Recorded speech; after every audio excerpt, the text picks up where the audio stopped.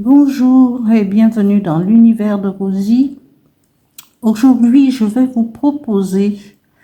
euh, je vais vous proposer un, un petit, des conseils peut-être ou sur les sentiments qui nous animent, comme tels que les complexes, comme le manque de confiance en soi, la peur, et notamment, je vais vous parler des peurs qui nous habitent et d'où ça peut venir, où ça peut provenir, parce que la peur, quand on n'a pas forcément peur, parce qu'étant bébé, on commence à marcher, on va aller au-delà, euh, on va foncer, les bébés, les enfants, on n'a qu'à les regarder pour voir avec quelle vivacité ils avancent. Même s'il y a un obstacle, eh bien, eux, ils continuent à avancer parce qu'ils n'ont pas ce sentiment de peur. Par contre, on voit, effectivement, plus il grandit, plus les parents vont les conditionner euh, vers ce sentiment de peur, parce que les parents ont peur que les enfants tombent, ils ont peur que les enfants se mettent en danger. Et donc, les parents commencent à ce moment-là, à partir du moment que l'enfant commence à marcher et à évoluer, et comprendre un petit peu plus, on va les conditionner vers ce sentiment de peur. Et là, ça va créer un manque de confiance. Mais on verra plus tard, parce qu'au fur et à mesure, la peur va commencer à les tarauder comme ça, petit à petit, ne va pas là, ne fais pas ci, voilà. Et là, ça va commencer à s'imprégner dans le cerveau de l'enfant, et tout en grandissant maintenant, après, quand les enfants vont à l'école, c'est pareil, on leur met des barrières, il en faut, hein, à ne pas confondre, hein. Mais on va commencer à conditionner le cerveau de l'enfant. L'enfant, tout en grandissant, tout en prenant de l'âge jusqu'à l'adolescence, on va créer ces peurs. Ce sont des peurs conditionnées par les humains. Et après, quand l'enfant commence, après il va avoir peur, mais jusqu'à l'âge de l'adolescence quand même, comme nous sommes tous des êtres à part entière, il y a des enfants qui aiment foncer, qui aiment aller de l'avant. Mais il y a beaucoup qui vont garder cette peur parce qu'à la maison, on leur met des barrières, on leur dit oui, on leur explique des tas de choses. Qu'il faut, voilà, tu seras en danger par-ci, il faut pas faire passer. Et ces peurs, comment s'enregistrent dans ce que nous avons de plus humain, le cerveau, mais aussi les parents ont peur des araignées. Alors là, on va transmettre un peu ces peurs dans la famille. Il y a plusieurs sortes de peurs. Et ça va faire des enfants... il y a des enfants qui vont être atteints profondément parce que, comme les parents, c'est l'exemple, c'est le lieu... dans la famille, c'est le lieu où on doit se sentir bien, on doit se sentir protégé. Il y a des enfants, et bien, arrivés à l'âge adulte, à 17, 18 ans, 19 ans, au lieu d'être des enfants complètement épanouis pour entrer dans la vie sociale, partager avec les autres, eh bien, il y a cette peur qui les taraude et qui les empêche d'avancer. Mais tout ça, ça vient du conditionnement déjà, conditionnement familial, conditionnement au niveau social, au niveau extérieur, parce que la peur, on nous dit que voilà, la peur oui, la peur empêche d'avancer, de prendre des décisions. On voudrait parler en public et on n'y arrive pas. Tout ça, ce sont des peurs parce que il faut avoir la peur de s'exprimer. Même si on a des idées, on a peur de s'exprimer parce que voilà, toutes ces peurs. La société où nous vivons nous conditionne avec d'autres peurs, des peurs de bruit de guerre, la télévision, toutes ces informations qui va occuper notre esprit et qui va nous empêcher d'avancer, même si on le voudrait, mais cela nous empêche de rester cloîtré à la maison, d'être enfermé à la maison, alors que si on proposait aux gens de travailler sur les peurs,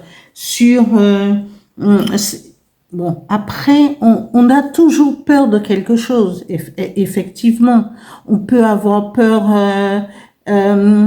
des insectes, on peut avoir, ou sinon parce qu'on ne connaît pas très bien les insectes, et puis on peut s'en éloigner, on peut les éviter. Mais la peur pour notre vie, pour nous permettre d'avancer, eh bien, c'est par rapport au conditionnement depuis l'enfance jusqu'à l'âge adulte. Et ça nous fait des personnes qui vont être atteintes d'une pathologie d'angoisse. Ça va créer une certaine angoisse. Oui, la peur engendre l'angoisse qui nous fait rester figés sur place, puisque nous ne comprenons pas ce sentiment qui nous habite. Même si on a peur il y a des gens qui ont l'appréhension, parce qu'ils ont de l'appréhension, parce qu'ils se disent oui, mais je vais parler en public, je vais à tel et tel endroit. Bon, on emploie le mot peur, mais c'est pas de la peur, parce que si vous avez de l'audace d'aller vers ce qui vous ressemble, vous voulez aller de l'avant, c'est de l'appréhension. Donc, ce n'est pas de la peur, parce que vous allez y aller quand même si vous avez de l'appréhension, vous irez quand même vers ce qui vous attire. Vous voulez aller faire, vous allez passer les examens, par exemple, c'est des exemples. Vous allez passer des examens, vous allez passer le permis, mais tout ça, c'est pour pouvoir avancer. Il y a des gens qui passent au-delà parce qu'ils veulent réaliser leur vie, ils veulent aller de l'avant. Souvent, on entend les gens dire, ah oui, mais oui, j'aurais voulu faire ça, mais j'ai peur. Mais non, pourquoi avoir peur? Je ne dis pas on peut avoir de l'appréhension, mais justement cette appréhension doit nous pousser à aller de l'avant. Parce que si on n'essaye pas, si vous voulez passer le permis, vous avez de l'appréhension, mais il y a des gens qui y vont quand même et qui ont leur permis, parce qu'on n'est pas des êtres démunis de sentiments, de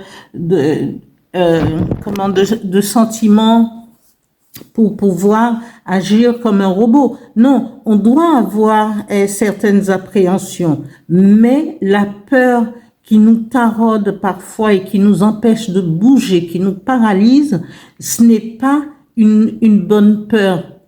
Et c'est des peurs, il y a quand je parle des peurs pathologiques, c'est vraiment des gens qui ne bougent pas de chez eux par peur de rencontrer des gens, par peur de croiser le regard des gens, par peur de l'extérieur et qui font que ces gens-là, ils avancent pas alors qu'ils ont de bons potentiels. Ils pourraient devenir et être ce qu'ils veulent accomplir. Ça ne veut, ils ont des rêves, mais ils restent figés chez eux parce que c'est des peurs qui ont été transmises, c'est des peurs des peurs qui ont été transmises et qui ont été nourries en plus par la télévision, par tout ce qui n'est pas fait pour faire grandir quelqu'un. Et la société maintenant nous y oblige comme ça parce qu'on nous conditionne, on est conditionné comme ça parce que c'est la peur de ci, c'est la peur, il faut pas faire ci, il faut pas faire ça. Il y a que des interdits. Les interdits, trop d'interdits créent et de la peur et de l'appréhension et des peurs pathologiques. Voilà, c'est un petit topo et que je voulais faire sur les différentes sentiments qu'on peut éprouver pour nous empêcher d'avancer. Il y a des gens qui vous disent je suis en couple mais j'ai peur de ceci, j'ai peur de partir si ça va pas. Mais si ça ne va pas, vous sentez que vous et vos enfants sont en danger, quel que soit celui ou celle qui est menaçant, par peur, vous n'allez pas avoir de l'audace de rentrer en action, de réfléchir et de prendre des décisions qui va protéger vos enfants, qui vont vous protéger vous-même. Mais non, alors dans ces cas-là, c'est une peur aussi pathologique quelque part. Et il faut demander de l'aide. Il y a des thérapeutes, il y a des psys, il y a aujourd'hui on a toutes sortes d'aide pour pouvoir s'en sortir si on le veut. Il faudrait pas rester à ne rien faire et à ne pas prendre de décision pour pouvoir s'en sortir. Essayer de par soi-même. Et je dis toujours, on va essayer une fois, on va pas y arriver, il faut essayer 2 fois, il faut trouver des solutions pour pouvoir vaincre ces peurs qui peuvent nous mettre en danger, qui nous paralysent, qui nous empêchent d'aller de l'avant, de prendre des décisions, d'être heureux ou heureuse. Donc il faut se prendre en charge et il faut aller de l'avant. La prochaine fois, nous parlerons peut-être du manque de confiance en soi, mais la peur aussi engendre un manque de confiance en soi. Et on va voir, ça découle de la peur, il en découle pas mal de choses. La prochaine fois, je vous parlerai du manque de confiance en soi et je ferai ce petit topo tous les 15 jours. Voilà. J'espère que ça va vous apporter un début pour prendre une décision et à travailler justement sur vos peurs enfouies et qui n'ont pas leur place justement dans votre vie, en vous. Parce que parfois c'est des choses juste, c'est des conditionnements. Et quand on est conditionné, on peut se déprogrammer, se déconditionner. Donc il faut travailler là-dessus. Il faut demander de l'aide. Eh bien, je vous dis merci pour votre écoute. Et si ça vous a plu, eh bien, likez pour que je sache et que je continue. Mais si vous likez et que ça vous convient les sujets, eh bien, à ce moment-là, je ferai tous les 15 jours. D'accord? C'est juste pour pousser un peu ceux qui sont peut-être dans les décisions, toujours dans cette peur d'avancer, de prendre la parole, de s'affirmer. C'est pour cela. Voilà, je vous dis à bientôt et n'oubliez pas de liker, de vous abonner. Merci.